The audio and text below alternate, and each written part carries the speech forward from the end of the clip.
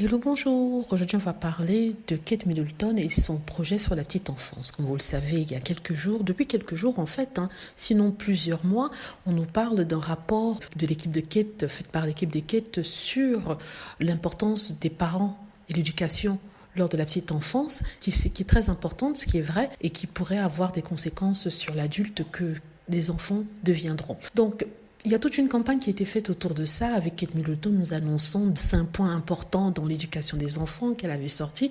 Et ensuite, dernièrement, on nous a parlé d'une sorte de comité qui s'était réuni de scientifiques, d'intellectuels, pour faire un rapport, pour apporter la lumière sur la nécessité d'une très bonne prise en charge des enfants à partir de l'âge de 0 à 5 ans, car ce sont ces années-là qui sont décisives. Donc, on nous montrait une Kate Middleton pimpante, triomphante, marchant pour parler de son projet. Un projet qui, à la base, est très bien.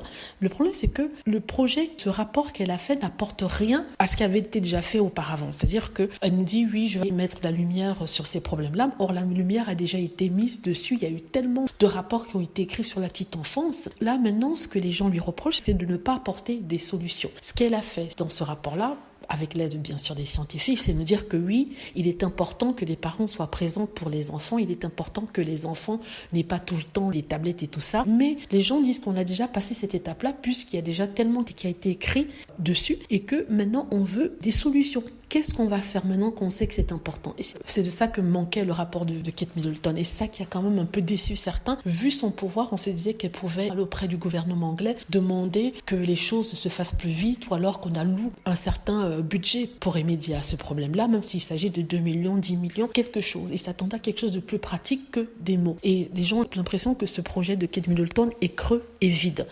En tout cas, ce sont les critiques qui sont faites. Autant il y a les fans qui sont heureux qu'elle en parle, mais il y a d'autres qui disent, écoute, on ne comprend pas pourquoi tu viens en fanfare nous dire que tu n'as pas trouvé la solution, elle n'a pas dit ça, mais que voilà, tu veux apporter la lumière dessus, alors que d'autres plus compétents que toi, et peut-être encore avec une plus grande équipe, ont déjà fait ça, mais n'ont pas les fonds nécessaires pour pouvoir implémenter les solutions qui ont été avancées. Vous voyez, et c'est ça qui énerve certains et voilà. Donc, en tout cas, ça a été un coup de publicité qui est vraiment tombé à l'eau parce que, comme je vous l'ai dit, il y a beaucoup de critiques, pas seulement les gens de mauvaise foi, mais des experts qui viennent dire que ce sont des mots vides et que ce qu'elle a fait avait déjà été fait. C'est bien de rappeler aux gens, mais il faut quelque chose de plus concret et de plus vrai. Voilà. Donc c'est la critique qui est faite et je l'expose ici pour vous parce que j'avais dit que j'allais faire une vidéo dessus. Dites-moi ce que vous en pensez. J'espère que vous avez aimé la vidéo. N'hésitez pas à cliquer sur like, c'est le cas, à vous abonner pour plus de vidéos et à cliquer sur la petite cloche afin d'être averti lorsque je pose.